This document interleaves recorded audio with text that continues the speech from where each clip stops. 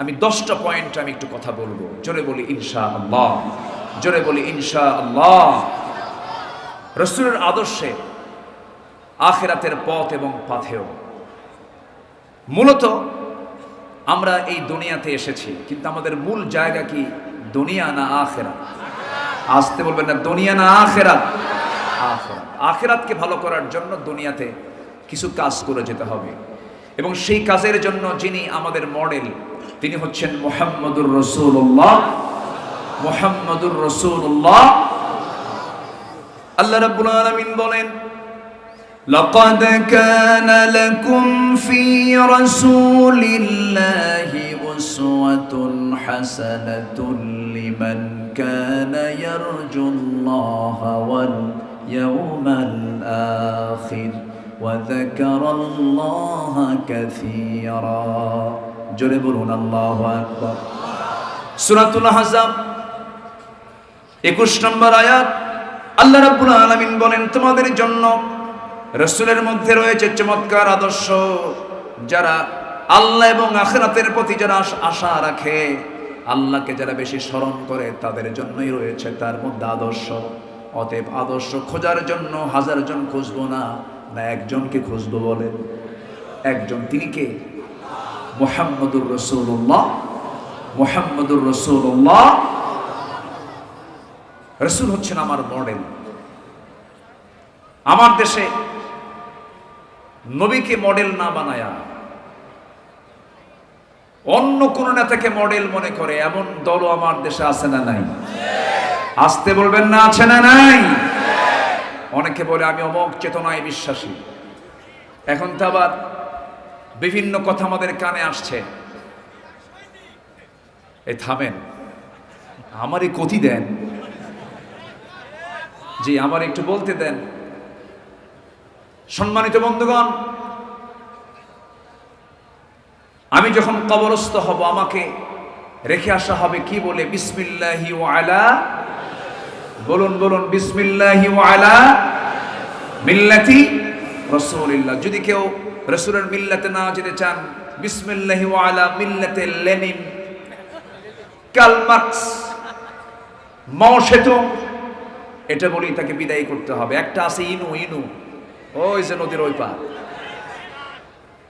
এটা তো এখন ভিতরে মনে হয় এটা গেছে। এখন তো আর দেখেন কোনো জঙ্গি নাটক কিন্তু আর নাই। কোথাও কি শুনছেন এরকম অমুক জায়গায় জঙ্গি অভিযান চালিয়ে এতগুলো অস্ত্র, জঙ্গি বই, জিহাদি বই সহ এত লোককে সেখান থেকে গ্রেফতার করা হয়েছে? এমন কোন নাটক কি 5 মাসে আছে? সেই নাটকের নাট্যকারও দেশে নাই, জয়েন্ট যারা নাট্যকার, সহকারী নাট্যকার তাও নাই। এই জন্য 5 মাসে আর এগুলো কিছু শোনা যাচ্ছে না। এর জয়েন্ট নাট্যকার ছিল হলো এই যে ইনু একটা, ও কিছু হইলেই জঙ্গি শব্দটা তুলত। সম্মানিত বন্ধুগণ, ওরা ভেবেছিল এই দেশ থেকে ইসলামকে নির্মূল করতে। ইসলাম কারো বাবার না, ইসলাম কার? আসতে বলবেন না, ইসলাম কার? ইসলাম ছিল, আছে, থাকবে। তুমি থাকবে না। আল্লামা সাঈদীর কি সুন্দর কথা, 25 বছর আগে কি বললেন। আপনারা কি মনে করেন জানি না, আমি তো মনে করি উনি একজন বড় আল্লাহওয়ালা মানুষ ছিলেন। আপনারা মনে করেন কি না? আল্লাহু আকবার। 25 বছর আগের কথা। গোড়ায় ঝাঁকি দেব, গোড়ায় নাড়া দেব, মামু বাড়ি দিল্লি গিয়ে পড়বা। সোজা কোথায় গিয়ে পড়ছে? কোথায় গিয়ে পড়ছে?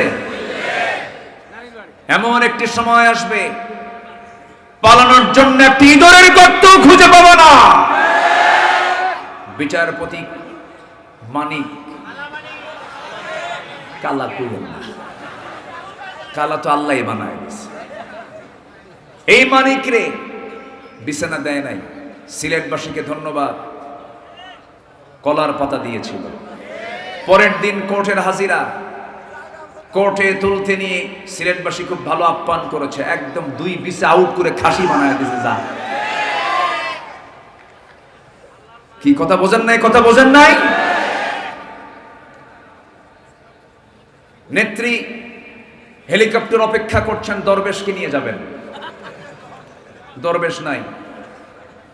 কয়েকদিন পর তার মুখের দাড়িও নাই, মাথার চুল কালো, পাঞ্জাবি খুইলা গেঞ্জি পড়ছে, পাজামা খুইলা লুঙ্গি পড়ছে, যেন তারা কেউ না আসেনে। আবার ভুল করে নৌকায় চড়ছে। ভুল করে কই চড়ছে? নৌকা। নৌকায় চড়ে কি আর পার পেতে পারে? কোস্টগার্ড ধরে ফেলেছে, সাথে ছিল আইনমন্ত্রী। আইনমন্ত্রীকে কোস্টগার্ড বলে, স্যার আপনাকে চিনছি, আমি থানায় চলে। আইনমন্ত্রীকে, আমি কি একা আসছি? আমি তো জামাতের সাথে আসছি। কিসের সাথে? হ্যাঁ, উপায় নাই তো। কে? কই যে বসে আছে, মাথা ওই যে বসে আছে, মাথার চুল কালো, মুখে দাড়িও নাই, লোকটা গেঞ্জি পরা, লুঙ্গি পরা, লোকটা কে? ভালো করে দেখো, ওটাই দরবেশ। ওরা চেয়েছিল আলেমদেরকে বেইজ্জত করতে, আল্লাহ ওদেরকে লাঞ্ছিত করে ছেড়েছেন। কত কথা বলবো, বহু কথাই তো রয়ে আছে। বলি বলি বলি, জোরে বলি ইনশাআল্লাহ। দিন এসেছে আমাদের, এক মাকে শীত যায় না তো। ওরা ভেবেছিল মাঘ আর আসবে না। সম্মানিত বন্ধুগণ, তাহলে সব আদর্শ মাইনাস, আমার আদর্শ একজন, তিনি কে? মুহাম্মাদুর রাসূলুল্লাহ। মুহাম্মাদুর রাসূলুল্লাহ, সেই নবীজির চারিত্রিক সনদ পৃথিবীর কেউ দেয়নি, দিয়েছেন কে? আল্লাহ রাব্বুল আলামিন তার চারিত্রিক সনদ নিজে দিয়ে বলছেন, নুন ওয়াল কলামি ওয়া মা ইয়াসতুরুনা মা আনতা বিনি'মাতি রাব্বিকা বিমাজনুনিন ওয়া ইন্না লাকা লাআজরান গায়রা মামনুনিন ওয়া ইন্নাকা লাআলা খুলুকিন আযীম। জোরে বলুন আল্লাহু আকবার। তিনি ছিলেন যেন সেই মুষলধারা বৃষ্টি, ঝরে পড়ে ধরা মাঝে এক মহাবিশ্বয় সৃষ্টি। তার বিন্দু অঞ্জলিস্কল এক অপার মহাতৃপ্তি, জীবন মরু সিক্ত করে প্রশান্তি ধারার মহাদীপ্তি। জোরে বলি সুবহানাল্লাহ। আমার নবীর চারিত্রিক সনদ পৃথিবীর কেউ দেয় নাই, রাসূল কে আল্লাহ পাক নিজে তাকে দান করেছেন। সুইডিশ একাডেমির প্রয়োজন নাই, আমাদের দুনিয়ার কোনো একাডেমির থেকে পুরস্কার পাওয়ার প্রয়োজন নাই। আমাদের প্রয়োজন পুরস্কার পাওয়া দরকার কার দরবার থেকে? আল্লাহ বলছেন, বান্দারে আমি তোকে মহা পুরস্কারে পুরস্কৃত করব, শর্ত হলো বান্দা তুই আমার সঙ্গে মহাব্বতে চলে আয়, আমাকে তুই খুশি করার চেষ্টা কর। আমার আল্লাহ তাআলা প্রত্যেক রাত্রিতে আরশে আজিম থেকে দুনিয়ার আকাশে চলে আসেন। যেরকম সুবহানাল্লাহ। সহিহ হাদিস, আমার আল্লাহ তাআলা প্রত্যেক রাত্রিতে, শেষ রাত্রিতে, মাঝ রাত্রিতে ফিস সামাঈদ দুনিয়া, দুনিয়ার আকাশে চলে আসেন।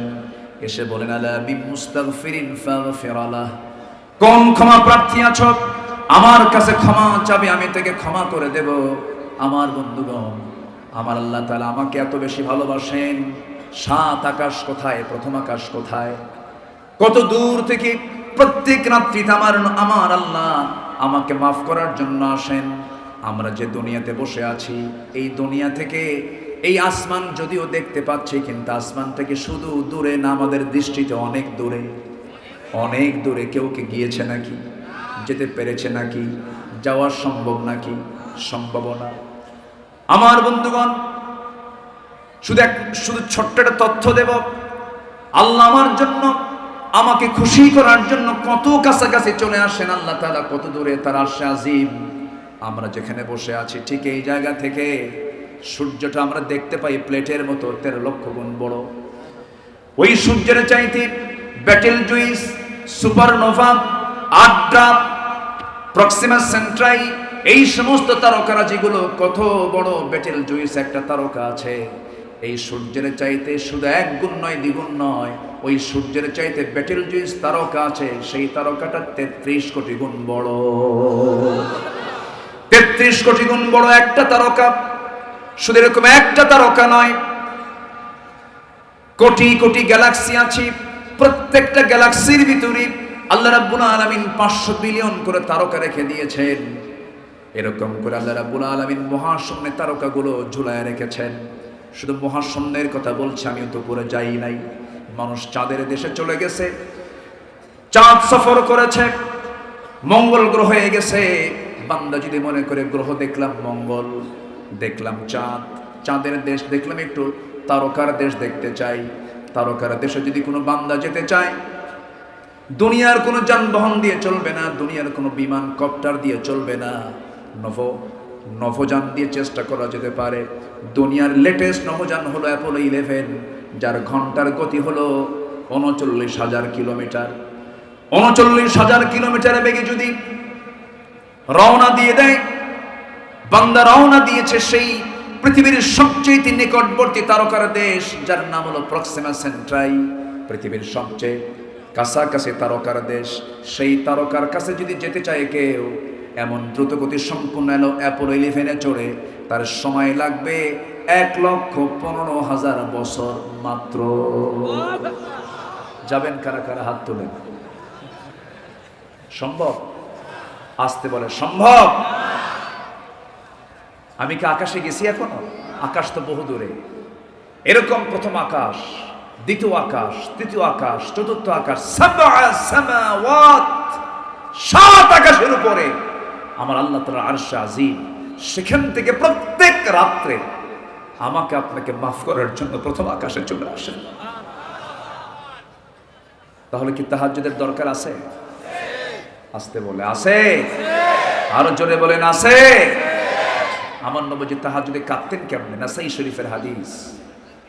আমার নবীজি তাহাজ্জুদের নামাজ যখন পড়তেন, সিজদায় গিয়ে এত জোরে ঝাড়ায় কাঁদতেন তিনি, তার কান্নার আওয়াজটা কেমন হতো? হাদিস এসেছে, চুলায় আগুন ধরিয়ে দেওয়ার পরে পাতিলে পানি তুলে দিয়ে যদি পাতিলটার পানি গরম করা হয়, গরম হলে পরে, সিদ্ধ হলে পরে পানি টকবক টকবক যে আওয়াজটা হয়, আমার নবীজি সিজদায় পড়ে যখন তিনি কাঁদতেন, টকবক পানির মতো আওয়াজ আমার নবীর মুখ থেকে বের হতো। রাসূল এত কাঁদতেন। সবচেয়ে বেশি কেঁদেছেন আমার নবীজি, যায় নামাজ ভিজে যেত, এত কান্না তিনি কাঁদতেন। এই কান্নার অধিকাংশ কারণ ছিল আমি এবং আপনি, আমার উম্মত। জোরে কোন সুবহানাল্লাহ। ইন তুআযিবহুম ফাইন্নাহুম ইবাদুক। আল্লাহ তুমি যদি আযাব দাও, তুমি যদি শাস্তি দাও, তারা তো তোমার বান্দা, তুমি আমার উম্মতগুলোকে মাফ করে দাও। কাল হাশরের ময়দানে সবাই বলবে নফসি নফসি, আমার নবীজি বলবেন উম্মতি উম্মতি। এই জন্য আদর্শ মডেল দরকার একজন ব্যক্তির, মুহাম্মদ সাল্লাল্লাহু। যে নেতাকে আমি কবরে পাবো, যে নেতাকে আমি মিজানে পাবো, যে নেতাকে আমি পুলসিরাতে পাবো, যে নেতাকে আমি হাউজে কাউসারে পাবো, যে নেতাকে আমি কাল হাশরের ময়দানে পাবো, সেই নেতাকে নেতা না বানায়া দুনিয়ার উল্লুক ভাল্লুককে নেতা বানাবেন, কিয়ামতের দিন মুসিবতে পড়ে যাবেন। অতএব আমার আপনার জন্য আজকে সিদ্ধান্ত হলো, আমরা দল করব নবীর দল, দল করব আল্লাহর দল। সবাই রাজি আছেন? আল্লাহ কবুল করুন, জোরে বলি আমিন। আমার ভাইয়েরা, অনেক লম্বা কথা। রাসূলের আদর্শে আখিরাতের পথ এবং পাথেও 10টি পয়েন্ট আমি কথা বলতে চাই। নাম্বার 1 হলো আমার নবীজির যে আদর্শের, যে আখিরাতের পথ এবং পাথেও, নাম্বার 1 হলো নবীজির ভিতরে তাওহীদের পথে দৃঢ়তা এবং একনিষ্ঠতা ছিল। তাওহীদের পথে তিনি খুব দৃঢ় ছিলেন এবং একনিষ্ঠ ছিলেন। সবাইকে একনিষ্ঠ হওয়ার জন্য তিনি আহ্বান করেছেন। আল্লাহ রাব্বুল আলামিন সূরা হুদের মধ্যে বলছেন, সূরা হুদের 112 নম্বর আয়াত, ফাস্তাকিম কামা উমিরতা ওয়া মান তাবা মাআকা ওয়া লা তাতগাউ ইন্নাহু বিমা তা'মালুনা বাসীর। জোরে বলুন আল্লাহু আকবার। হে রাসূল, আমি আপনাকে যে আদেশ করেছি তার উপরে আপনি অটল থাকুন, অবিচল থাকুন। আপনি কখনো ঘাবড়াবেন না, আপনি কখনো দুমড়ে মুচড়ে যাবেন না। একজন মুজাহিদ কখনো বসে থাকে না, বসে থাকে না। যতই আসুক বাধা, যতই আসুক বিপদ ভেঙে পড়ে না, ভেঙে পড়ে না।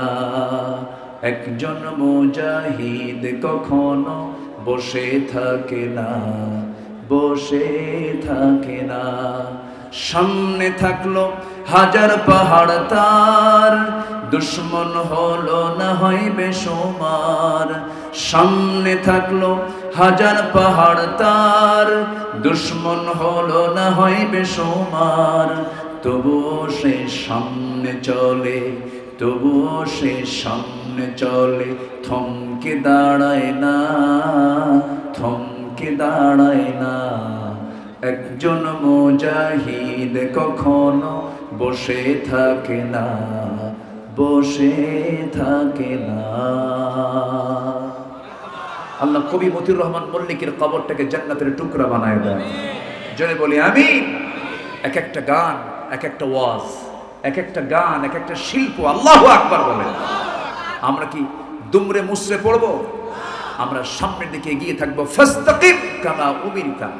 এই আয়াত যখন নাজিল হয়, আমার নবীজির দাড়িগুলো পাকতেছিল জীবনের শেষ সময়। তখন তাকে বলা হলো, হুজুর আপনি তো বুড়ো হয়ে যাচ্ছেন, দাড়ি পাকতেছে। আমার রাসূল বললেন, সূরা হুদের 112 নম্বর আয়াত আমাকে বুড়া বানিয়ে দিয়েছে। এই আয়াত খুব ভারী আয়াত। এই আয়াতটার দিকে তাকালে আমার দারুণ ভয় লাগে। আল্লাহ যেন আমাদের সবাইকে দ্বীনের উপরে ইস্তেকামাত থাকার তৌফিক দান করেন। জোরে বলি আমিন। আমির হামজার বুক ফুলিয়ে ইসলাম গ্রহণ করার পর কুরাইশদের রাগ চরমে উঠেছিল। তারা বুঝতে পারল মুহাম্মদ বিন আব্দুল্লাহর শক্তি, বনু হাশিমের সমর্থনে তারা তাওহীদের আন্দোলন চলছে। বিভিন্ন ষড়যন্ত্র শুরু করে দিল, বয়কট করলো। আমরা সবাই জানি এক পর্যায়ে চরমভাবে যখন লেগে গেল, আবু তালেব, আমার ডান পাশে যিনি বসে আছেন উনি কিন্তু মুসলিম আবু তালেব। কিন্তু যে আবু তালেবের কথা বলছি, যদিও মুসলিম না, কিন্তু নবীর সারা জীবনের মানে কি বলবো আমি, এত বড় খেদমত তিনি করেছেন। অনেক সাহাবীর কিসমতে এত বড় খেদমত করা জোটে নাই। কিন্তু খেদমত করলে হবে কি, মোহাব্বত ছিল কিন্তু আনুগত্য ছিল না। আবু তালেব বলে ফেললেন, মুহাম্মদ তোমার চুল পরিমাণ কোনো ক্ষতি করবে এমন কোন লোককে তোমার সামনে আসতে দেব না, আমি তোমার সাথে আছি। আবু তালেব যদিও কাফের, অভদ্র না ভদ্র, আজ থেকে অভদ্র না ভদ্র, ভদ্র কাফের তিনি ছিলেন। আমি তাকে তিনি শব্দই সম্বোধন করি। রাসূল তাকে খুবই চেষ্টা করেছেন দ্বীনের পথে আনার জন্য। জোর তো করেননি, মাঝে মাঝে ইশারা ইঙ্গিতে বলতেন, কিন্তু কাম হয়নি। কারণ হেদায়েতের একদম মূল মার্কাজ, হেদায়েত দিবেন যিনি, তিনি আমার কে? আস্তে হেদায়েত যিনি দিবেন তিনি আমার কে? আল্লাহ। যদি তাই হতো নূহ পারতেন তার ছেলেকে দ্বীনে আনতে, যদি তাই হতো লূত আলাইহিস সালাম পারতেন তার বউকে দ্বীনে আনতে, যদি তাই হতো ইব্রাহিম আলাইহিস সালাম তিনি তার আব্বাকে ফিরে আনতে পারতেন। কিন্তু পারেন নাই, কারণ হেদায়েত একমাত্র কার হাতে? আসতে বলবেন না, কার হাতে? আল্লাহর হাতে। কুরাইশরা আমার নবীজির দাওয়াতকে রুখে দেওয়ার জন্য মক্কার বিখ্যাত বাইতুল্লাহর দেওয়ালে একটা চুক্তিনামা ঝুলিয়ে দিল, যেখানে উল্লেখ ছিল মুহাম্মদ এবং তার অনুসারীদের কোনো ধরনের অর্থনৈতিক সামাজিক কোনো সম্পর্ক রাখা যাবে না। তাদের বিরুদ্ধে নিষেধাজ্ঞা শিরোধার্য করা হলো। শেষ পর্যন্ত সাহাবায়ে কেরাম খাবার পেলেন না। গাছের লতাপাতা, চামড়া, এই সমস্ত খাবারগুলো খেতে খেতে শেষ পর্যন্ত কোষ্ঠকাঠিন্য হলো। পায়খানাগুলো ছাগলের পায়খানার মতো কটকটে হয়ে গেল। এবং এই কষ্টের ভিতরে থাকতেই অল্প বয়স্কা ফাতিমা রাদিয়াল্লাহু তাআলা আনহা অল্প বয়সে তিনি দুনিয়া থেকে বিদায় নিয়েছিলেন। এবং এতটাই কষ্ট সাহাবীদের ভিতরে ছিল, খাবার না পেয়ে ওই পাথরের উপরে হালকা মাঝে মাঝে বৃষ্টি যখন হতো, সাহালাল খুলক লাইনাল জানিব লাইসা বিফাদিন ওয়ালা গালিদিন ওয়ালা সাহাবিন ওয়ালা ফাহাশিন ওয়ালা আইয়ামি ওয়ালা মুশাহিন ইয়াতাগাফালু আম্মা লা ইয়াশতাহি। আমার নবীজি নাম্বার 1 সহজ সরল ছিলেন, নাম্বার 2 কোমল হৃদয়ের অধিকারী ছিলেন, নাম্বার 3 তিনি কঠিন স্বভাবের ছিলেন না, তিনি উচ্চস্বরে কথা বলতেন না, অশ্লীল ভাষা প্রয়োগ করতেন না, কারো দোষ খুঁজে বেড়াতেন না, কৃপণ ছিলেন না। তিনি অপছন্দনীয় কথা এড়িয়ে যেতেন, তিনি কাউকে নিরাশ করতেন না, মিথ্যা প্রতিশ্রুতিও দিতেন না। নাম্বার 9 হলো 3টি বিষয় থেকে তিনি বিরত থাকতেন: ঝগড়া বিবাদ, অহংকার করা, অপ্রয়োজনীয় কথাবার্তা বলা। এই 16 বছর অহংকার ছিল কিনা বলেন? আসতে বলছে অহংকার ছিল কিনা বলেন? চিন্তা করুন, ছাত্ররা তাদের ন্যায্য আন্দোলন চালিয়ে যাচ্ছিল, বৈষম্য বিরোধী আন্দোলন তারা চালাচ্ছিল যে না, কোটা বাতিল করতে হবে, বৈধ একটি আন্দোলন। গুরুত্বপূর্ণ একটি জায়গা থেকে, চেয়ার থেকে বলা হলো রাজাকারের নাতিপুতিরা চাকরি পাবে। এটি কি বিনয়ের কথা না অহংকারের কথা? বিনয়ের কথা না অহংকারের কথা? অহংকারের কথা। সম্মানিত ভাইয়েরা, যারাই অহংকার দেখিয়েছে যুগে যুগে, অহংকার পেয়েছে যার, ধ্বংস হয়েছে তার। মাটির সঙ্গে মিশায়া দিয়েছেন তিনি আমার কে? আসতে বলবেন না, তিনি আমার কে? আমার নবীজির ভিতরে চুল পরিমাণ কোনো অহংকার ছিল না। সবার সঙ্গে মিশে মিশে কথা বলতেন মুহাম্মদ সাল্লাল্লাহু। অপ্রয়োজনীয় একটা ওয়ার্ড আমার নবীর জীবনে মুখ থেকে বের হয়নি। অপ্রয়োজনীয় একটা ওয়ার্ড আমার নবীর মুখ থেকে বের হয়নি। মাইক পেলেই যা মুখে আসতো তাই বলতো। এক প্রতিবন্ধী নেতা ছিল, প্রতিবন্ধী নেতা। প্রতিবন্ধী বললাম এই জন্য, নোয়াখালীর দিকে তার বাড়ি। প্রতিবন্ধী নেতা, বুঝতেছেন তো? খালি বলতো খেলা হবে। একটা গুরুত্বপূর্ণ জায়গা থেকে এমন জাতীয় অযাচিত, এত হালকা কথা কোন মানুষ বলতে পারে না। কোথায় খেলা হবে? কই খবরই তো। আরেকজন তো 70 রাকাত তাহাজ্জুদ পড়তো, হ্যাঁ তো নাই দেশে। ও এই খেলা হবে কথার উপকার, হে সবার আগে ভাবছে। সম্মানিত বন্ধুগণ, ওরা আমাদেরকে রাজাকার বলে 16 বছর গালি দিয়েছিল।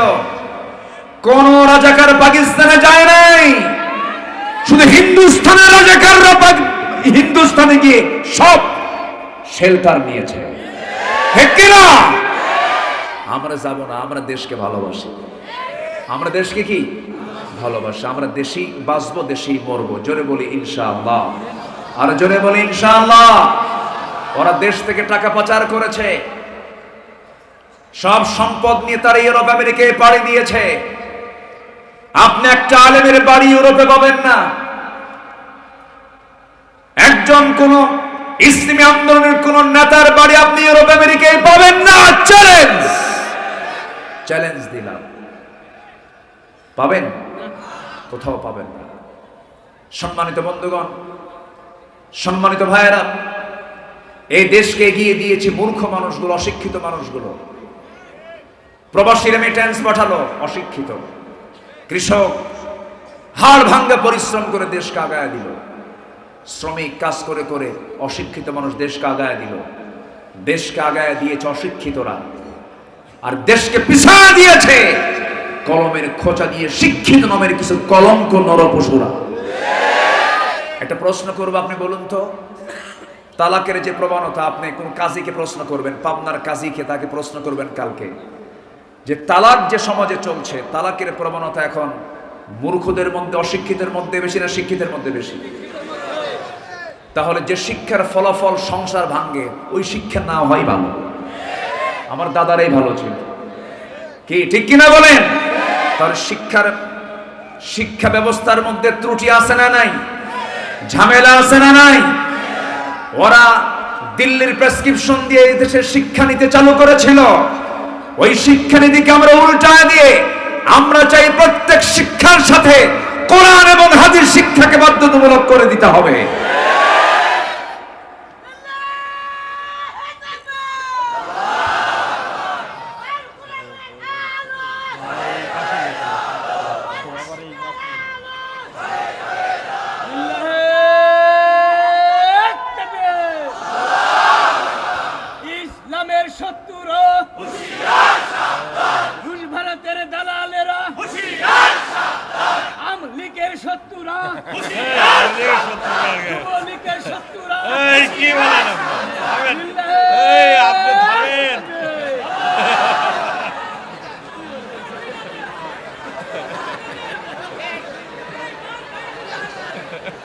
উদ্দেশ্য ঠিক আছে, কিন্তু স্লিপ টাং হয়ে গেছে।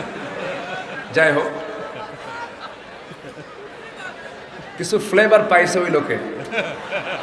আচ্ছা, যাই হোক, হতে পারে। সম্মানিত ভাইয়েরা, আমি কি আলোচনা চালাবো? তো মাঝে মাঝে দু একজন যে ওঠা বসা করেন, একটু বসেন, জিকির করি লা ইলাহা, আরো জোরে লা ইলাহা,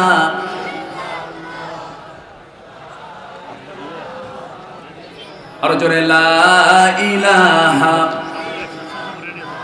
সুবহানাল্লাহ আলহামদুলিল্লাহ, লা ইলাহা ইল্লাল্লাহ মুহাম্মাদুর রাসূলুল্লাহ সাল্লাল্লাহু আলাইহি ওয়াসাল্লাম। নাম্বার 3 হলো তওবা এবং ইস্তেগফার। তওবা করব কার কাছে? আসতে বলুন, তওবা করব কার কাছে? আল্লাহর কাছে। মাফ চাবো কার কাছে? আমাদের কান্নার জায়গা 2 না 1?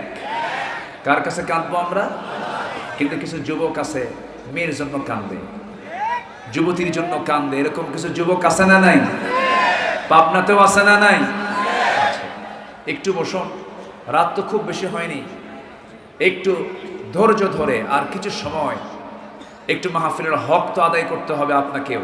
একটু বসুন না, জোরে বলি ইনশাআল্লাহ, আর জোরে বলুন ইনশাআল্লাহ। আমি ধমক দিতে চাচ্ছি না, একটু মোহাব্বত নিয়ে বলছি, দয়া করে দয়া করে দয়া করে আমি করজোরে মিনতি জানাচ্ছি, আর একটা লোকও এরপরে আর নড়বেন না। আমি খুব অল্প সময় শেষ করব, শুধু পয়েন্টগুলো আমি সামারাইজ করে বলার চেষ্টা করছি। একটু বসুন, একটু। জি, আমরা মাফ চাইব কার কাছে? আল্লাহর কাছে। মাফ করার জন্য একজনই আছেন, তিনি আমার কে? কাঁদলে পরে ফলাফল পাওয়া যাবে একজনের কাছে, তিনি আমার কে? আপনি কোনো ব্যক্তির কাছে কাঁদবেন, বলবে ও ধান্দায় কান্দে, কোন একটা লক্ষ্য ওর আছে এই জন্য কান্দে। দুনিয়ার কারো কাছে কাঁদবেন, সে একটা মাইন্ড করতে পারে, কিন্তু আল্লাহর কাছে আপনি কাঁদবেন, এই কান্নার অবশ্যই একটা ফলাফল কে দিবেন? আসতে বলবেন না, কে দিবেন? আল্লাহ দিবেন। আল্লাহ রাব্বুল আলামিন বলেন, তুবু ইলাল্লাহি জামিআন আইয়ুহাল মুমিনুন লাআল্লাকুম তুফলিহুন। সূরা নূর আয়াত নাম্বার 31। আল্লাহ রাব্বুল আলামিন তওবার ব্যাপারে হুকুম দিচ্ছেন, আরেক জায়গায় বলছেন, তুবু ইলাল্লাহি তাওবাতান নাসুহা। তওবার গুরুত্ব এত বেশি, আল্লাহ রাব্বুল আলামিন তওবা নামে একটা সূরা পর্যন্ত নাযিল করেছেন। আমার নবীজি বলেন, তুবু ইলাল্লাহ ফাইন্নী আতুবু ইলাই ফাইন্নী আতুবু ফিল ইয়াউমি মিয়াতা মাররা। ও আমার সাহাবীরা, তোমরা তওবা করো আল্লাহর কাছে, আমি রাসূল নিজে সারা দিনে 100 বারেরও বেশি বার তওবা করি। জোরে বলি সুবহানাল্লাহ। আমার রাসূলকে আল্লাহ পাক ইস্তিগফার করতে বলেছেন। যারা পারেন ঠোঁট মিলিয়ে বলুন, ফাসাব্বিহ বিহামদি রাব্বিকা ওয়াস্তাগফিরহু ইন্নাহু কানা তাওয়াবা। আমরা কার কাছে মাফ চাবো বলেন? আল্লাহর কাছে মাফ চাবো। বান্দা যখন আল্লাহর দিকে 1 হাত আগায়, আল্লাহ তার দিকে 10 হাত আগান।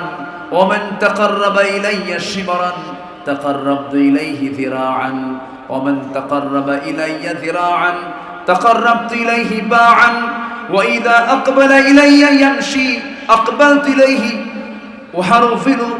মুত্তাফাকুন আলাইহি। যে ব্যক্তি আমার দিকে হেঁটে হেঁটে আসে, আমি তার দিকে দৌড়া দৌড়া যাই, যে আমার দিকে 1 হাত আগায়, আমি তার দিকে 10 হাত আগাই। জোরে বলি সুবহানাল্লাহ। মাফ করার জন্য কে আছেন? আমি গুনাহ করব, মাফ করবেন কে? আমি তওবা করব, মাফ করবেন কে? আল্লাহ মাফ করে দিবেন। এই জন্য মাফের সবচাইতে বড় উত্তম জায়গা হলো আজান শোনার সঙ্গে সঙ্গে কোথায় যাওয়া? আসতে বলবেন না, কোথায় যাওয়া? মসজিদে যাওয়া। কয় ওয়াক্ত নামাজ? আল্লাহ আমাকে ডাকবেন দিনে, ডাকেন দিনে কয়বার বলেন? 5 বার। একটি স্পেশাল সময়, সেটা কোনটা বলেন? তাহাজ্জুদ। মোট কয়বার হলো? 6 বার হলো। এই 6টার সময় আমরা একটু আল্লাহর ডাকে সাড়া দেব, আল্লাহকে খুশি করার জন্য স্পেশালি সেজদা দিয়ে দেব। আপনার গুনাহ যত বড়ই হোক না কেন, বান্দা যখন ওযু বানায়, ওযুর সঙ্গে সঙ্গে তার অঙ্গ প্রত্যঙ্গের সগীরা গুনাহগুলো মাফ হয়ে যায়। হাত মাফ হয়ে যায়, মুখমণ্ডলের সগীরা গুনাহগুলো মাফ হয়ে যায়। 2 পা যখন ধৌত করে 2 পায়ের সগীরা গুনাহগুলো মাফ হয়ে যায়। বান্দা যখন নামাজে দাঁড়ায়, আল্লাহ বান্দার সামনে দাঁড়ায়া যান। বান্দা যখন সূরা ফাতিহার আলহামদুলিল্লাহি রাব্বিল আলামিন বলে, আল্লাহ বলেন হামিদানি আবদি, আর রহমানির রহিম যখন বলে আসনা আলাইয়া আবদি, মালিকি ইয়াউমিদ্দিন যখন বলে, আল্লাহ বলেন মাজ্জাদানি আবদি, ইয়্যাকা না'বুদু ওয়া ইয়্যাকা নাস্তাঈন পর্যন্ত যখন বান্দা বলে, হাদা বাইনি ওয়া বাইনা আবদি ইহদিনাস সিরাতাল মুস্তাকিম থেকে শুরু করে নিয়লাদ পর্যন্ত যখন বান্দা বলে, আল্লাহ বলেন বান্দারে এতক্ষণ ধরে তুই আমার কাছে যা যা চাইলি, সমস্ত চাওয়াকে পাওয়া করে তোর তামাম জিন্দেগীর সমস্ত গুনাহগুলোকে মাফ করে দিলাম। আমরা নামাজ পড়ব কয় ওয়াক্ত? আজ তো বলো না কয় ওয়াক্ত বলেন। আমার নেতা হতে হবে বেনামাজি না নামাজি? বেনামাজি না নামাজি? আমরা এই বিষয়টা খেয়াল করব, কারণ ইয়াউমা নাদউ কুল্লা উনাসিম বিইমামিহিম, কিয়ামতের দিন আল্লাহ রাব্বুল আলামিন প্রত্যেক ব্যক্তিকে হাজির করবেন তার নেতা সহ। নেতা যদি বেনামাজি হয়, কর্মী যদি নামাজি হয়, মানান না বেমানান? বলেন মানান না বেমানান? বেমানান হয়ে যাবে, এমন নেতা আমরা বানাবো না। আল্লাহর সামনে দাঁড়ানোর ভয়, সকল হারামকে আমরা বর্জন করব। আল্লাহর সামনে আমাকে দাঁড়াতে হবে, এই জন্য সকল হারামকে বর্জন করে পবিত্র জীবন গঠন করব। আখিরাতের নাজাত প্রাপ্তির জন্য আমরা এই প্ল্যানে আমরা সামনের দিকে চলব। রাসূলের আদর্শ আমরা এটাই খুঁজে পাই। আল্লাহ রাব্বুল আলামিন সুন্দর করে বলছেন, ওয়া আম্মা মান খাফা মাকামা রাব্বিহি ওয়া নাহান নাফসা আনিল হাওয়া ফাইন্নাল জান্নাতা হিয়াল মাওয়া। জোরে বলুন আল্লাহু আকবার। ভিতরে তাকওয়া আনতে হবে, নিজের ভিতরে আল্লাহর ভয় আনতে হবে। ছোট্ট একটা ঘটনা মনে পড়ে গেল, সাইয়েদনা ওমর ফারুকের কথা। ওমর ফারুককে সবাই চিনেন তো? কয় নাম্বার খলিফা বলেন? বলেন জোরে বলেন, কয় নাম্বার খলিফা? বহুদিন আগে এক মাহফিলে বলেছিলাম, ওমর ফারুককে চিনেন কে? 500 থেকে এক ছেলে দাঁড়ায় বলে, হুজুর আমি চিনি। কে? আমাদের বাড়ির দোতলায় ভাড়া থাকে। তো বললাম তুমি তো 100তে 100 পাইছো, তোমার বুদ্ধি যা উত্তরও তাই। কিন্তু এই ওমর তো সেই ওমর না, এই ওমর হচ্ছেন সেই ওমর যে ওমরের নিকট একজন মুসলিম তার কাছে দুধ হাদিয়া নিয়ে চলে আসছে। দুধ 1 গ্লাস দুধ নিয়ে বলতেছে, হুজুর আমিরুল মুমিনিন, আপনার জন্য আমি সুন্দর করে দুধটা ঘন করে, পাবনার কি খাওয়া যায় বলেন তো? পাবনার ঘি না, পায়েস আছে না? পায়েস খুব লোভনীয়, তো এটাকে খুব ঘন করা হয়। 1 মণ দুধে কি 1 কেজি চাল। কতটুকু হয় এটা জানো? 2-3 কেজি এরকম হয়তো পরিমাণ হয়। এত বড় টেস্ট, এত মজা। কিন্তু আজকে কিন্তু খাই নাই, আজকে কিন্তু মিস হয়েছে। কালকে যেন এটা মিস না হয় কোনো মেহমানে। পাবনায় আসলে পায়েস খাওয়া হবে না, এটা তো খুব অপূর্ণতা থেকে যায়। আলহামদুলিল্লাহ বলেন, জোরে বলি আলহামদুলিল্লাহ। তো সাইয়েদনা ওমর ফারুক রাদিয়াল্লাহু তাআলা আনহু বসে আছেন, একজন দুধ ঘন করে 1 গ্লাস দুধ তার কাছে নিয়ে এসে বলছে, আপনার জন্য চমৎকার খাবার নিয়ে আসছি, আপনি এটা খাবেন।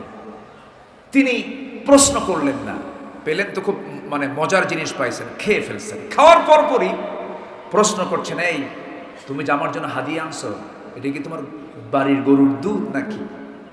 তোমার কি গৃহপালিত কোনো পশুর দুধ তুমি নিয়ে আসছো? উটের দুধ নিয়ে আসছো না কি নিয়ে আসছো বলো? কে না, এটা আমি রাষ্ট্রের পক্ষ থেকে গরিবদের জন্য যেটা বরাদ্দ হয় সেটা পেয়েছি। এরপর যেহেতু আমি পাইছি, এটা আমি আপনাকে হাদিয়া দিলাম, আপনার জন্য তো জায়েজ।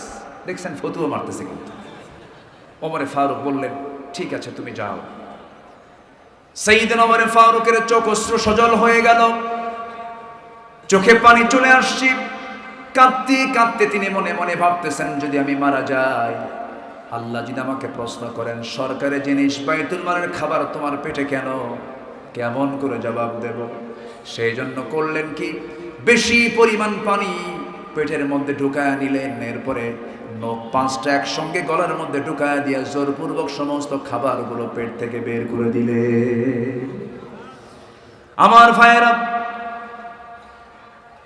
সাইয়েদনা ওমর ফারুক রাদিয়াল্লাহু তাআলা আনহু রাষ্ট্রের মধু নিয়ে এসেছেন। 4 ভাগ করবেন, 5 ভাগ করবেন, 1 ভাগ তিনি নেবেন আর 4 ভাগ প্রতিবেশী নেবেন।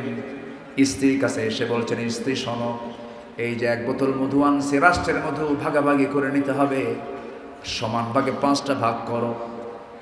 1 অংশ আমাদের আর 4 অংশ হলো প্রতিবেশীর। এই কথা বলে তিনি মধুর বোতলটা তিনি হ্যান্ড ওভার করলেন স্ত্রীর কাছে। বলছেন, স্ত্রী তুমি এটাকে ভাগ করো। 1 মিনিট যেতে না যেতেই বললেন, স্ত্রী তোমাকে আমি ভাগ করতে দেব না, দাও বোতলটা আমার হাতে দিয়ে দাও। কিচ্ছু কথা না বলে প্রতিবেশীর ঘরে চলে গেলেন। প্রতিবেশীর কাছে গিয়ে বলছেন, প্রতিবেশী আমার, এই যে মধু তোমাকে দিলাম সমান 5 ভাগে ভাগ করবে। 1 ভাগ আমাকে দিয়ে বাকি 4 ভাগ এই 4টা ঘরে তুমি সহ সমান করে নিয়ে নিবা। তিনি তার অংশের মধুটুকু নিয়ে বউয়ের কাছে এসে বলছেন, বউ আমার, আমি তোমার কাছে একটু লজ্জাবোধ হচ্ছে, আমার তোমার কাছে মধুর বোতল দিয়েছিলাম, আবার ফেরত নিয়েছিলাম, মন খারাপ হতেই পারে, কিন্তু আমি কি তোমাকে ট্রাস্ট করি, আমি তোমাকে বিশ্বাস করি, আমি রাষ্ট্র চালাই, তুমি আমার পরিবার চালাও, বাচ্চাদের রান্না বান্না করে দাও, বিশাল বড় খেদমত তুমি আমার পরিবারের জন্য করো, আমার সন্তানদের তুমি মা, আমি তোমাকে সম্মান করি, আল্লাহি তাল্লাহি বিল্লাহি আমি তোমাকে সন্দেহ করে গ্লাসটা মধুর বোতলটা হাতের ভিতর থেকে নিয়ে নেই নাই। নেওয়ার উদ্দেশ্য হলো মধুভাগের দায়িত্ব আমি তোমাকে না দিয়া প্রতিবেশীর হাতে জন্য দিয়েছি, কারণ মধু হলো তরল জিনিস।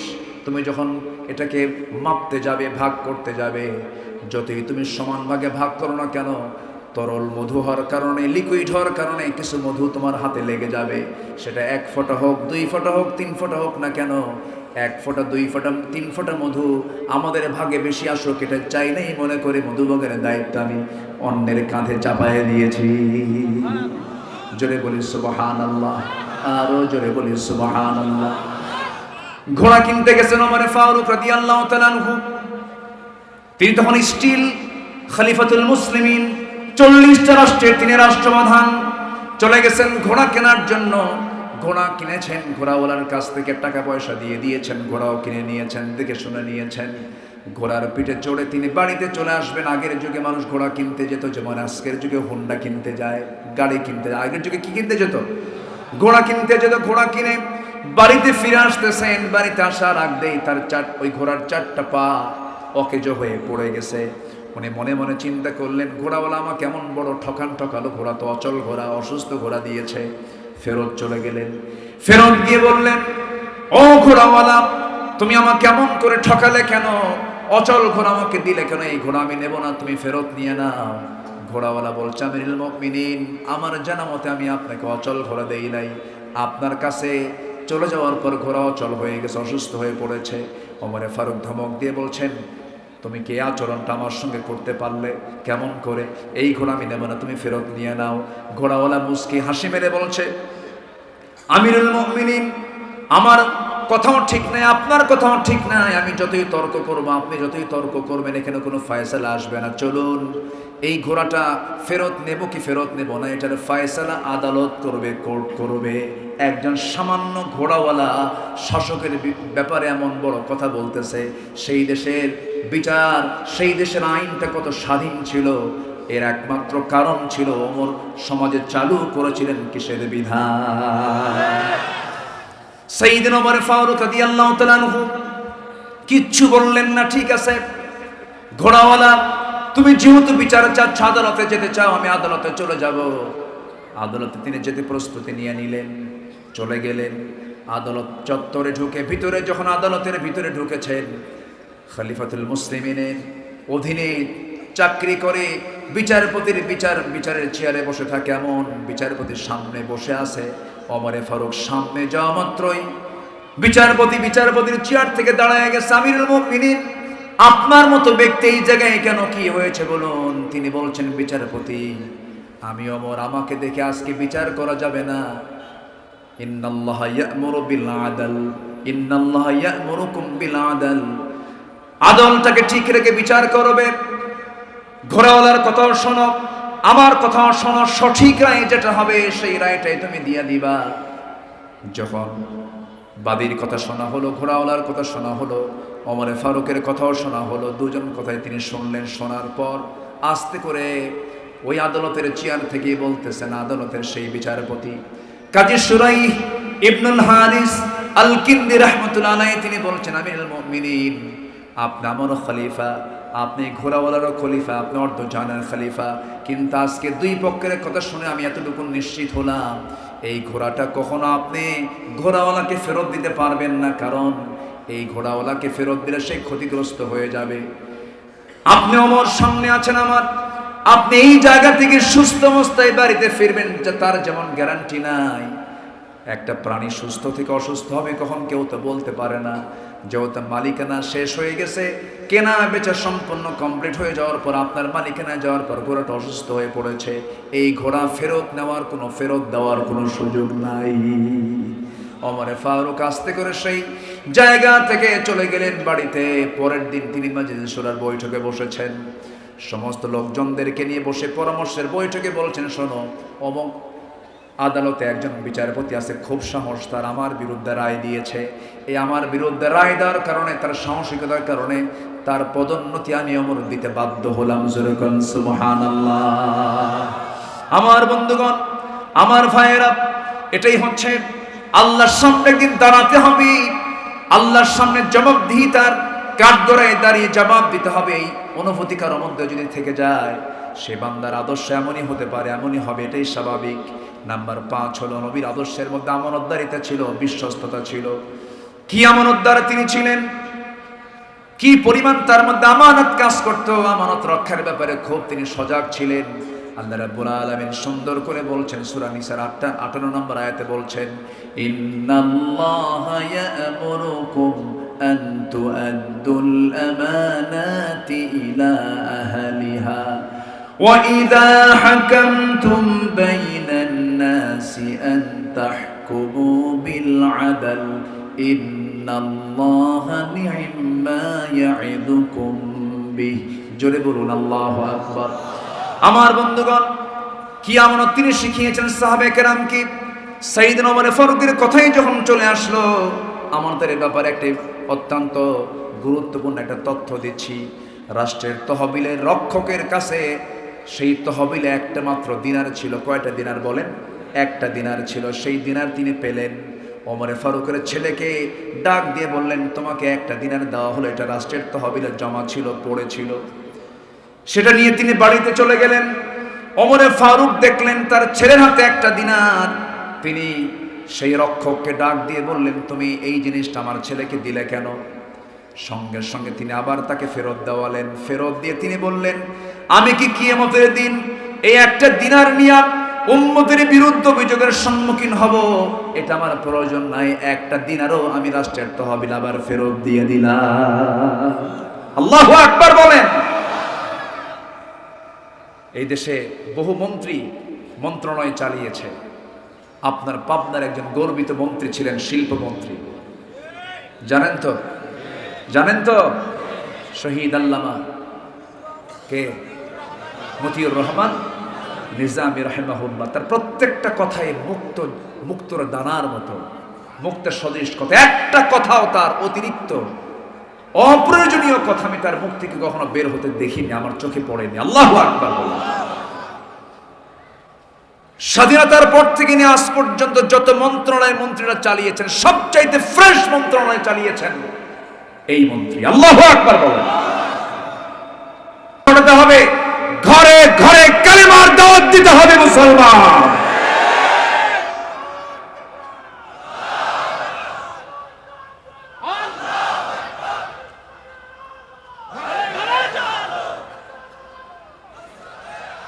আল্লাহ কবুল করুন, জোরে বলি আমিন। সাইয়েদনা ওমর ফারুক রাদিয়াল্লাহু তাআলা আনহু একদিন কি আমানত দেখেন। এক প্রদেশের গভর্নর তার কাছে আসছেন। তিনি খোঁজ নিলেন বাইতুল মালের কি খবর, গরিবদের কি অবস্থা, সব কি ঠিক মতো বন্টন টন্টন হয়েছে কিনা। এবার উল্টো এখন গভর্নর প্রশ্ন করছেন ওমর ফারুক, আমিরুল মুমিনিন, আপনার পরিবারের কি অবস্থা? আপনার গায়ের যে সেরা জুতা, সেরা জামা, এই যে সেরা তালিযুক্ত জামা পরে আছেন, জীর্ণ শীর্ণ করে বসবাস করছেন, আপনার পরিবারের খবরকে আপনি কিভাবে চলছেন, আপনার ক্ষুধার্ত সন্তানদের কি অবস্থা? এই প্রশ্ন করা মাত্রই আগে প্রশ্ন ছিল হলো রাষ্ট্র সংক্রান্ত। এই প্রশ্নের জবাব দিয়ে তিনি রাতের বেলা বসেছেন বৈঠকে গভর্নরের সাথে, ওমর ফারুক রাদিয়াল্লাহু তাআলা। চট করে এই প্রশ্ন যখন করেছেন গভর্নর, যে বাতি জ্বলতেছিল সেই বাতির নিচে বাতি জ্বলে কি দিয়া? তেল দিয়া। আর তেলটা থাকে হচ্ছে, তেলের ভিতরেই থাকে কি, ওটা কি বলে এলাকা? পোলতা, মানে একটা, আচ্ছা পোলতা বলে, স্থানীয় ভাষায় কি বলে? সলতা, পোলতা, যাই হোক যেটাই হোক, খাবুলাইতে মাহালুকে। এটা 2013 সালে আমাকে মহতারাম শিখিয়েছিলেন। আপনাদের ভাষার মধ্যে একটা আলাদা স্বতন্ত্র দিক আছে, বলি আলহামদুলিল্লাহ। পাবনার একটা টান দিলে গোটা দেশবাসী বোঝে এটা পাবনা থেকে আসছে, বলি আলহামদুলিল্লাহ। একটা আলাদা সৌন্দর্য। পোলতা যখন তিনি প্রশ্নের সম্মুখীন হলেন, তার পরিবার কেন্দ্রিক যেই লণ্ঠনে যে বাতিতে আগুন জ্বলছিল, তার নিচের পোলতেটা তিনি চেপে ধরলেন, নিভে গেল বাতি। গভর্নর আশ্চর্য হয়ে বললেন, বাতি নিভায় দিলেন কেন? সাইয়েদনা ওমর ফারুক বলছেন, ও আমার গভর্নর, এতক্ষণ ধরে তুমি রাষ্ট্রের প্রশ্ন করছিলে, আমি রাষ্ট্রের প্রশ্ন করছিলাম, জবাব আমরা দিচ্ছিলাম। হঠাৎ করে যখন ব্যক্তি জীবনের প্রশ্ন করেছো, পারিবারিক জীবনের প্রশ্ন করেছো, এই সময় রাষ্ট্রের তেল জ্বলবে, আমার ব্যক্তিগত প্রশ্নের জবাব আমি তোমাকে দেব। রাষ্ট্রের তেল খরচ করে ব্যক্তিগত প্রশ্নের জবাব আমি দিতে পারবো না, এই জন্য বাতি নিভাইয়া দিলাম। আল্লাহু আকবার বলবেন না? আমানতদারিতা। এটা কি? আমানতদারিতা। নাম্বার 6 হলো পরিবারকে জান্নাতের দিকে পরিচালনা করা। সন্তানকে দাওয়াত দিবেন, বউকে দাওয়াত দিবেন। বউ যদি নামাজ না পড়ে কি করবেন বলেন? বউ যদি নামাজ না পড়ে কি করবেন? আরেকজনকার মায়ের হবে, একজনকে সেদিক থেকে কিছু মায়ের হবে। এই শোনেন, যে কইছে এটা ও বিয়ে করে নাই, যে বিয়ে করছে ও বলবে মার হবে, এটা অসম্ভব ব্যাপার। বউকে ভয় করে না এমন স্বামী দুনিয়াতেই নাই। দেখেন জোরে কয় ঠিক, ছোট বাচ্চা এই যে কি বুঝলো আল্লাহ জানে। জি, বউকে কে না ভয় করে? ভয় তো না, এটা সম্মান। বউ স্বামীকে ভয় করে, স্বামীও বউকে ভয় করে, সম্মান করে। এই সম্মান শ্রদ্ধা যদি না থাকে সংসার টিকবে? টিকবে না। বউয়ের সঙ্গে আপনার রাগারাগি করে পারবেন না তো। বাচ্চার বয়স যদি 1.5 বছর হয়, 1 বছর হয়, ওই সময় যদি আপনি একটু গন্ডগোল করেন, মারামারি করতে চান, শুধু যদি বলে এই যে বাচ্চা কোলে নাও, চলে গেলাম, বাচ্চার বয়সে 1 বছর নিয়ে আপনি করবেন কি বলেন? ওই বাচ্চাকে যদি আপনাকে একদিন দায়িত্ব দেওয়া হয়, কয় আসার যে খাবে আল্লাহ জানে। উপায় তো নাই, কোনো উপায় নাই। এই জন্য রাসূল স্ত্রীদের সঙ্গে খুব মিলেমিশে কথা বলেছেন, কখনো কাউকে ধমক দিয়ে কথা বলেছেন এমন কোনো রেকর্ডই নাই মুহাম্মদ সাল্লাল্লাহু আলাইহি ওয়াসাল্লামের জীবনে। কি জান্নাতি পরিবার ছিল তার, আল্লাহু আকবার। মেয়েদেরকে আদর করতেন, মেয়েদেরকে স্নেহ করতেন, পরিবারকে আগলে রাখতেন, প্রচুর সময় দিতেন, নাতিপুতিকে টানতেন। মেয়েকে বিয়ে দিয়েছেন বলে হেরে যান নাই, হেরে ফেলেন নাই মেয়েদের, বিয়ে দিয়ে কাছে টানতেন। 3 দিন পার হতে দিতেন না, ফাতিমার বাড়ির দিকে রাসূল বসে থাকতেন। জোরে বলি সুবহানাল্লাহ। দাওয়াত দিতেন সবচেয়ে বেশি আমার রাসূল, বাইরে না ভিতরে? ভিতরে। বউদেরকে কাছে টানতেন, সন্তানদের কাছে টানতেন, কারণ আল্লাহ রাব্বুল আলামিন বলেন, ইয়া আইয়ুহাল্লাযীনা আমানু কু আনফুসাকুম ওয়া আহলিকুম নারা ওয়াকুদুহান নাস ওয়াল হিজারা। হাদিসে এসেছে আমার রাসূল রমজান মাসে সারা রাত জেগে থাকতেন, নিজে এবং পরিবারকে সাথে করে নিয়ে। কান রাসূলুল্লাহ সাল্লাল্লাহু আলাইহি ওয়াসাল্লাম ইযা দাখালাল আশরু আহইয়াল লাইল ওয়া আইকাযা আহলাহু ওয়া জাদ্দা ওয়া শাদ্দাল মিজার। আমার নবীজি শেষ দশকে রমজান যখন পেতেন, শুধু নিজে না পরিবারকে টেনে আনতেন, এবং খুব চেষ্টা করতেন কোমরে গামছা বেঁধে তিনি নেমে পড়তেন পরিবারকে সাথে নিয়ে। কার কাছে কান্না করতে? আল্লাহর কাছে কান্না করতে। নাম্বার 7 হলো বান্দার হক। ফাইন্না দিমাআকুম ওয়া আমওয়ালাকুম ওয়া আ'রাদাকুম বাইনাকুম হারামুন কাহুরমাতি ইয়াউমিকুম হাদা ফি বালাদিকুম। নিশ্চয় তোমাদের রক্ত, তোমাদের সম্পদ, তোমাদের সম্ভ্রম পরস্পরের জন্য হারাম তিনি করে দিয়েছেন কে? গীবত করলে বান্দার হক নষ্ট হয় না? অনেক নামাজি গীবতকারী আছে না নাই বলেন? ফেসবুকেও গীবত করে, আছে না নাই? একজনের সঙ্গে একটু কথা একটু এলোমেলো হয়েছে, ফেসবুকে দিয়ে দিল। তোমার এরকম করা যাবে না। হালকা এইরকম মানসিকতা নিয়ে ঈমান টিকে রাখা সম্ভব নয়। বর্তমান যুগে গীবতের প্রচার বেশি, অপরের সম্মান নিয়ে সিনেমিনে খেলা হয়, হিংসা করা হয়। এগুলো হচ্ছে বান্দার হক নষ্ট করার বড় একটা মাধ্যম। অবলীলা এগুলো চলছে। রাসূল কড়া হুঁশিয়ারি দিচ্ছেন, এই সমস্ত কাজ ঈমানদার কখনো করতে পারে না। আল্লামা ইকবাল আফসোস করে বলছেন, তুম হো আফস মে গজবনক ও আফস মে রহিম, তুম খতা করো খতাবি ওহা পোশো করিম। তারা ছিলেন দয়ার আকর, তোমরা সবই হিংস কাজী। তারা ছিলেন ক্ষমাশীল, আর তোমরা চলো দোষটি খুঁজি। আমরা সংকীর্ণ হব না উদার হব? সংকীর্ণ হব না উদার হব? নাম্বার 8 হলো পার্থিব জীবনের উপরই আখিরাতকে প্রাধান্য দেওয়া।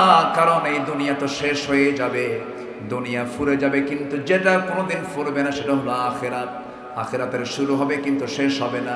দুনিয়ার শুরু আছে, যার শেষও আছে, কিন্তু আখিরাত যেদিন শুরু হবে সেদিন থেকে কোনোদিন আখিরাত আর কোনোদিন ফুরাবে না। ইয়ামালু আন্নামাল হায়াতুদ দুনিয়া লাইবুন ওয়া লাহাবুন ওয়া যিনাতুন ওয়া তাফাখুরুন বাইনাকুম ওয়া তাকাথুরুন ফিল আমওয়ালি ওয়াল আওলাদ كمثل غيث أعجب الكفار نباته ثم يهيج فتراه مصفرا ثم يكون حطاما وفي الآخرة عذاب شديد ومغفرة من الله ورضوان وما الحياة الدنيا إلا متاع الغرور জোরে বলুন আল্লাহু আকবার। দুনিয়ার জীবনটা হলো ধোকার সামগ্রী ছাড়া কিছুই নয়। এই দুনিয়া ছেড়ে আমিও চলে যাব, আপনিও চলে যাবেন। এই জন্য আখিরাতকে আমরা প্রাধান্য দিয়ে চলবো। রাসূল মদিনার রাস্তা দিয়ে চলছিলেন, হঠাৎ করে দেখেন একটা মরা ছাগল। কি ছাগল? মরা ছাগল। কানটা ধরলেন, কানটাও কাটা। রাসূল বললেন, সাহাবীরা, এই মরা ছাগলকেও টাকা দিয়া কিনবা নাকি? না, জীবিত তো পূর্ণ কান কাটা ছাগল। রাসূল বলেন, আমার আল্লাহর কাছে এই দুনিয়ার মূল্য এই মরা ছাগলের চাইতেও কম। এই দুনিয়া ছেড়ে আমিও যাব, আপনিও যাবেন, সব আল্লাহর কাছে ফেরত যাব আমরা। এই জন্য আমরা দুনিয়াটাকে আখিরাতের জন্য সাজায় নেব, সুন্দর করে ইসলাম দিয়ে সাজায় নেব। আল্লামা ইকবাল বলছেন, হর কোই মস্ত নয়ে জৌকে তনসানি হ্যায়, তুম মুসলমান হো ये अंदाज़े मुसलमानी है। প্রত্যেক তোমাদের আজি বিলাস মদে মাতোয়ারা, তোমরা কি হে মুসলমান, আর একই মুসলমানের ধারা নাকি? কবি আফসোস, আল্লামা ইকবাল আফসোস করে কথাগুলো বলছেন। আমরা আখিরাতকে সাজাবো সুন্দর করে, দুনিয়ায় আখিরাতের আমল দিয়া। জোরে বলি ইনশাআল্লাহ, আরো জোরে বলি ইনশাআল্লাহ। নাম্বার 9, 10 শর্ট করে বলছি, একটু মনোযোগ দিয়ে শুনুন। নাম্বার 9 এবং 10কে এক জায়গায় বলছি। জীবনের সকল কিছুর ঊর্ধ্বে আল্লাহ এবং রাসূলকে প্রিয় হিসেবে গ্রহণ করা। নাম্বার 10 হলো জিহাদ ফি সাবিলিল্লাহ। একটা আয়াত বলে আমি শেষের দিকে আস্তে আস্তে যাচ্ছি।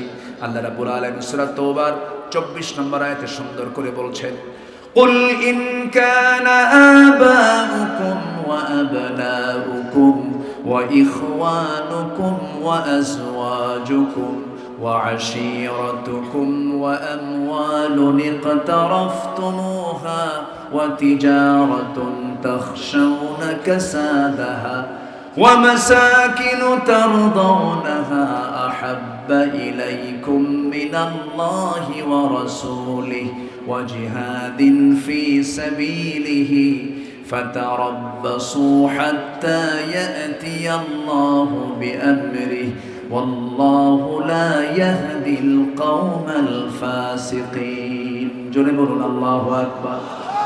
8টা জিনিসের চাইতে রাসূলকে বেশি প্রিয় মনে করতে হবে, জিহাদকে বেশি মহব্বত করতে হবে, জিহাদকে বেশি প্রাধান্য দিতে হবে।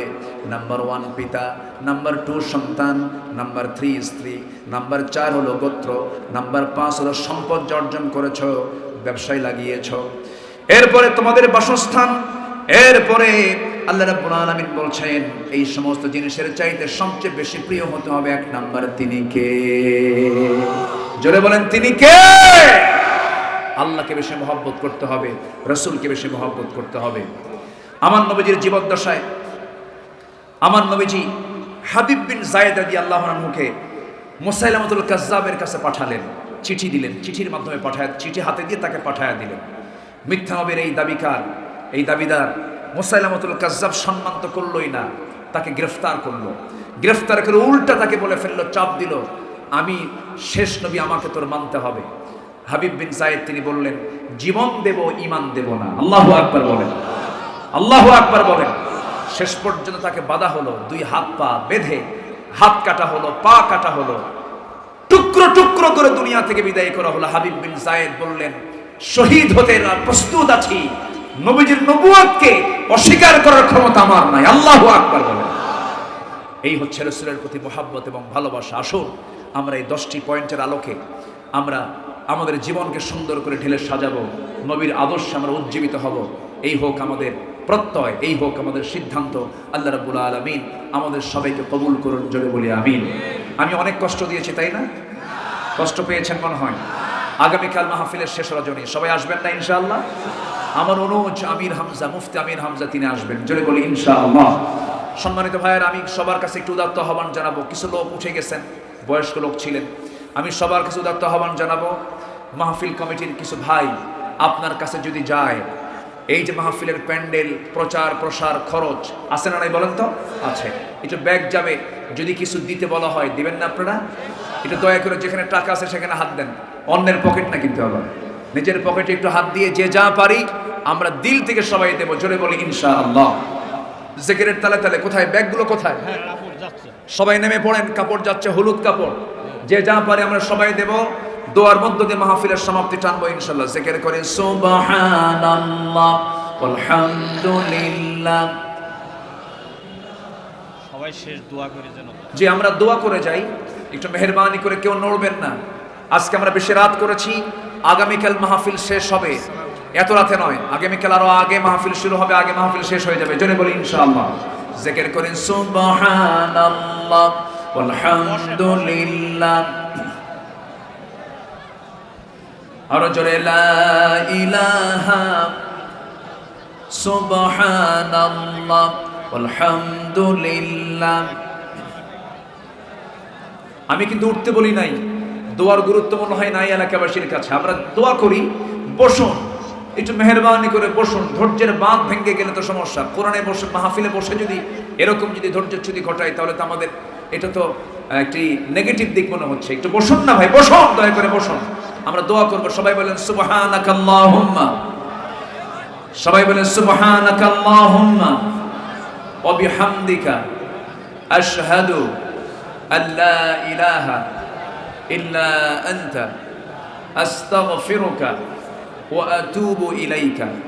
চিৎকার মেরে বলি ইয়া আল্লাহ, ইয়া রহমান, ইয়া রহিম। আমার জীবনের সাগীরা কবিরা, ছোট বড় সব গুনাহ তুমি আল্লাহ মাফ করে দাও, মাফ করে দাও। জোরে বলুন ইয়া রাব্বাল আলামিন। সবাই বসে পড়ুন, নামাজের মতো করে বসি আমরা। আপনার যানবাহন, আপনার বাড়ি ফেরা সব ঠিক থাকবে, কোনো সমস্যা নেই। বসে পড়ুন, এই লোভনীয় দোয়া থেকে আমরা কেউ মাহরুম হব না। সবাই বসুন। যে চাদরগুলো চলে গেছে, হলুদ চাদর, সবাই চাদরে একটু হাতের ছোঁয়া লাগাবেন। একটা হাত যেন দান থেকে মাহরুম না হয়। প্রত্যেক হাতের আমরা ছোঁয়া, প্রত্যেক হাতের দান এই মাহফিল কমিটি এক্সপেক্ট করছে, প্রত্যাশা করছে? কিছু বলবেন? আয়না ঘর বই, ওই যে বই বেচে, কি নাম আপনার? মনির ভাই। ওনার চিন্তা হলো আমার বইগুলো কেমনে বিক্রি হয়। ওনার একটা বই আছে আয়না ঘর, ওনার লাইব্রেরিতে, এখানে মনে হয় স্টল আছে, যদি পারেন নিবেন, বই কিনলে তো ভালো। আলহামদুলিল্লাহ। তো চাদর যাচ্ছে, ব্যাগ যাচ্ছে, সবাই আমরা দেবো ইনশাআল্লাহ। আল্লাহ তুমি সবাইকে দিল থেকে দেওয়ার তৌফিক দাও।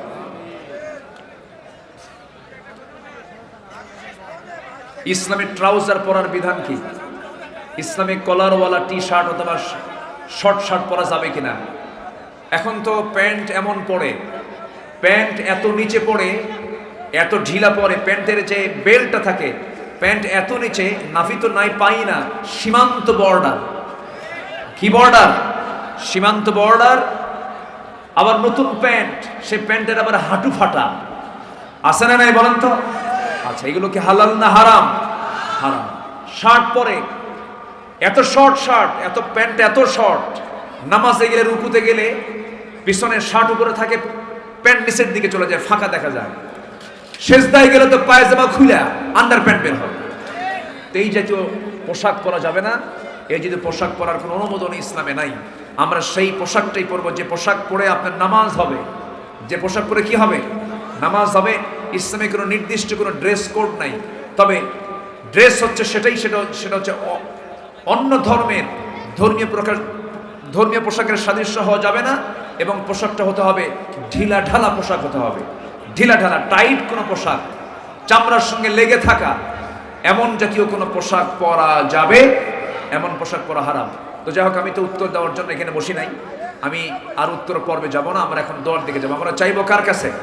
আল্লাহর কাছে। সবাই বলে সুবহানাকা আল্লাহুম্মা ওয়া বিহামদিকা আশহাদু আল্লা ইলাহা ইল্লা আনতা আস্তাগফিরুকা ওয়া আতুবু ইলাইকা। চিৎকার মেরে বলি, ইয়া আল্লাহ, আমার জীবনের সাগীরা কাবীরা, ছোট বড় সব গুনাহ তুমি আল্লাহ মাফ করে দাও। জোরে বলুন, ইয়া রাব্বাল আলামিন, ইয়া রাব্বাল আলামিন। ভাই আপনি দোয়া করে দেন। জি, আসুন আমরা নামাজের মতো করে একটু বসি, বিনয়ী হয়ে বসি, আমরা আল্লাহর কাছে চাই। জি,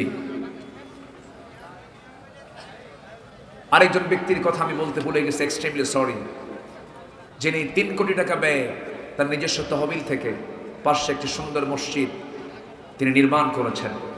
এই পাবনার মাটি মানুষের তিনি হৃদয়ের স্পন্দন ছিলেন। আল্লাহ তুমি তার কবরটাকে, আরিফপুর কবরস্থানে না, আল্লাহ তুমি তার কবরটাকে জান্নাতের নূর দিয়ে মুনাফফার করে দাও। জোরে বলি আল্লাহুম্মা আমিন। তার ছেলে নান্নু ভাই এসেছেন মাহফিলে। জি, আল্লাহ তুমি তার ফ্যামিলিকে, তার পরিবারকে তুমি আল্লাহ কোরআনের জন্য, দ্বীনের জন্য কবুল করে নাও। যে আসুন আমরা দোয়া করি, আমরা আল্লাহর কাছে চাই। আল্লাহুম্মা আমিন। রব্বানা যালামনা আনফুসানা ওয়া ইল্লাম তাগফির লানা ওয়া তারহামনা লানাকুনান্না মিনাল খাসিরিন। লা তুযিগ কুলুবানা বা'দা ইয হাদাইতানা ওয়া হাব লানা মিন লাদুনকা রাহমাতান ইন্নাকা আনতাল ওয়াহ্হাব। গভীর রাত, নিঝুম রাত, ঝিমানো রাত্রিতে চাঁদের মতো হাজারো মুসলমান নরনারী নিয়ে তোমার কালামের 2-3টা আয়াতকে সামনে রেখে তোমার নবীর জীবন থেকে, সিরাত থেকে তার আদর্শিক দিকগুলো আলোচনা করার চেষ্টা করেছি। আয় আল্লাহ তাআলা, সে শান্তে সে কাঙ্গাল ভিখারির মতো 2টো হাত পেতেছি। আল্লাহ, গুনার দিকে নজর দিও না, বান্দা মনে করে তামাম জিন্দেগির গুনাহগুলো মাফ করে দাও। জনম দুঃখিনী মা, জনম দুঃখী বাপ যান যারা চলে গেলেন, জিন্দেগির গুনাহগুলো মাফ করে দাও। কবরগুলোকে জান্নাতের টুকরা বানাইয়া দাও। অনেক আলোচনা শেষ করে বাড়ি ফিরে যাব। বাড়িতে ফিরে গিয়ে সব দেখব, কিন্তু মাকে পাবো না, আব্বাকে পাবো না। আব্বা আম্মা যারা চলে গেল, জিন্দেগির গুনাহগুলো মাফ করো, কবরগুলোকে জান্নাতের বাগিচা বানাইয়া দাও। আব্বা আম্মার জন্য কি দোয়া তাও শিখায় দিয়েছ, হাতটা উঁচু করুন, দিলটা দিয়ে আব্বা আম্মার কথা মনে করে, আর শাজিমের কথা চিন্তা করে আমার আল্লাহর কাছে আমরা আব্বা আম্মার জন্য প্রাণ খুলে আল্লাহর শেখানো দোয়াটা সবাই চিৎকার মেরে বলি, রব্বিরহামহুমা কামা রব্বায়ানি صغيرا رب ارحمهما كما ربياني صغيرا رب ارحمهما كما ربياني صغيرا আয় আল্লাহ তাআলা বিশেষ করে এই মাহফিলের আয়োজন যারা করলেন, শোনার জন্য দূর দূরান্ত থেকে যারা আসলেন, বিনিময়ে কিয়ামতের কঠিন ময়দান যেদিন কেউ কাউকে চিনবে না, এমনকি মা সন্তানকে পর্যন্ত স্বীকার করে বসবে, যেদিন মানুষ কাঁদতে কাঁদতে চোখের পানিগুলো ফুরে যাবে, চোখ থেকে রক্ত বের হওয়া শুরু হয়ে যাবে, সেই কঠিন মুসিবতের দিন এই মাহফিল সবার জন্য নাজাতের মাধ্যম তুমি আল্লাহ বানাইয়া দিও। আমার ডানে, আমার বামে, আমার সামনে, আমার পেছনে যত ভাই হাত তুলেছেন, আয় আল্লাহ তাআলা তোমার কাছে ফরিয়াদ করি, মেহেরবানি করে যেদিন কোনো ছায়া থাকবে না তোমার আর শাজিমের ছায়া ছাড়া, একে আর শাজিমের ছায়ায় তুমি আল্লাহ আমাদেরকে জায়গা করে দিও। আয় আল্লাহ তাআলা আমার সঙ্গে যারা আমিন আমিন করছেন, নেক মাকসুদগুলো তুমি আল্লাহ কবুল করো, অশান্ত হৃদয় শান্ত করে দাও। আয় আল্লাহ তাআলা অবাধ্য সন্তানকে অনুগত করে দাও। আয় আল্লাহ তাআলা ইসলামী চেতনা লালন করেন এমন ফ্যামিলি থাকতে পারেন, তুমি আল্লাহ তাদেরকে তুমি ইসলামী চেতনা লালন করার তৌফিক তুমি আল্লাহ দিয়ে দাও। সন্তানদেরকে দিনমুখী বানায়া দাও, পরিবারগুলো জান্নাতি পরিবার বানায়া দাও। আয় আল্লাহ তাআলা দুনিয়া থেকে কোন দিন বিদায় নেব জানি না, ডান হাতে আমলনামা না আসা পর্যন্ত মরণ দিও না। মূর্তি যখন হবে তুমি আল্লাহ শহীদি মওত কপালে জুটাইয়া দিও। এই আমান ট্রাস্টের যত সম্পদগুলো, এই বিশাল জায়গা যারা দান করেছেন তাদের দানকে তুমি আল্লাহ কবুলের মঞ্জুর করে নাও। তাদের কবরগুলোকে জান্নাতের টুকরা বানায়া দাও। আল্লাহ আমরা যা চাইলাম তা দিও, যা চাইলাম না কিন্তু দরকার তাও তুমি আল্লাহ আমাদেরকে দিয়া দিও। আয় আল্লাহ তাআলা গোটা পৃথিবীর মুসলমানদের জন্য দোয়া করি, ফিলিস্তিনকে বাঁচাও। সিরিয়াকে যেমন জুলুম মুক্ত করেছ, তুমি আল্লাহ ফিলিস্তিনকে তুমি আল্লাহ ইহুদি মুক্ত করে দাও। মুসলমানদের কাশ্মীর তুমি আল্লাহ মুসলমানদের হাতে তুলে দাও। আয় আল্লাহ তাআলা মুসলমানদের বাইতুল আকসা তুমি আল্লাহ মুসলমানদের হাতে তুলে দাও। প্রেজেন্ট ওয়ার্ল্ডের জন্য 180 কোটি মুসলমানের জন্য একটা ওমর তুমি আল্লাহ পাঠাইয়া দাও। আয় আল্লাহ তাআলা দুনিয়া থেকে কোন দিন বিদায় নেব জানি না, তবে যেদিন মরে যাব রে, টান মেরে ঘর থেকে বের করে দিবে, জীবনের শেষ গোসলটা হয়ে যাবে, মরা মুখ সব দেখে দেখে চলে যাবে রে, টেনে হেঁচড়ে কবরের দিকে নিয়ে চলে যাবে। বিদায় লগন কোন দিন আসবে জানি না। আয় আল্লাহ তাআলা একজন শিক্ষক এখানে ছিলেন, কম বয়সী বিদ্যুৎ স্পৃষ্ট হয়ে দুনিয়া থেকে বিদায় নিয়েছেন। এখানে আসলে পরেই তার সঙ্গে দেখা হতো, কথা হতো। হঠাৎ করে প্রশ্ন করলাম, সেই ভাইটা আমার নাই, কবরটাকে তুমি আল্লাহ জান্নাতের বাগিচা বানায়া দাও। মানুষের মৃত্যুটা এত কাছাকাছি রে আল্লাহ। এই ডান পাশে বসে মাহফিল শুনতেন আব্দুস সুবহান সাহেব, আজকে তিনি দুনিয়াতে নাই। কবরগুলোকে তুমি আল্লাহ জান্নাতের টুকরা বানাইয়া দাও। আয় আল্লাহ তাআলা দুনিয়া থেকে কোন দিন বিদায় নেব জানি না, তবে যেদিন মরে যাব রে, টান মেরে ঘর থেকে বের করে দেবে, জীবনের শেষ গোসলটা হয়ে যাবে, মরা মুখ সব দেখে দেখে চলে যাবে রে, টেনে হেঁচড়ে কবরের দিকে নিয়ে চলে যাবে, জীবনের শেষ গোসলটা হয়ে যাবে, মরা মুখ সব দেখে দেখে চলে গেল, কবরে রেখে আসবে রে। 24 ঘন্টা মাথার চুলগুলো খসে খসে পড়বে, 3 দিন যাবে না, চামড়াগুলো গলে গলে পোকার পেটের খাবার হয়ে যাবে। মাত্র 7টা দিন পেটের নারী বুড়ি সব চোখ মুখ কান নাক দা বের হওয়া শুরু হয়ে যাবে রে, কিম্বুত কিমাকার চেহারা হয়ে যাবে।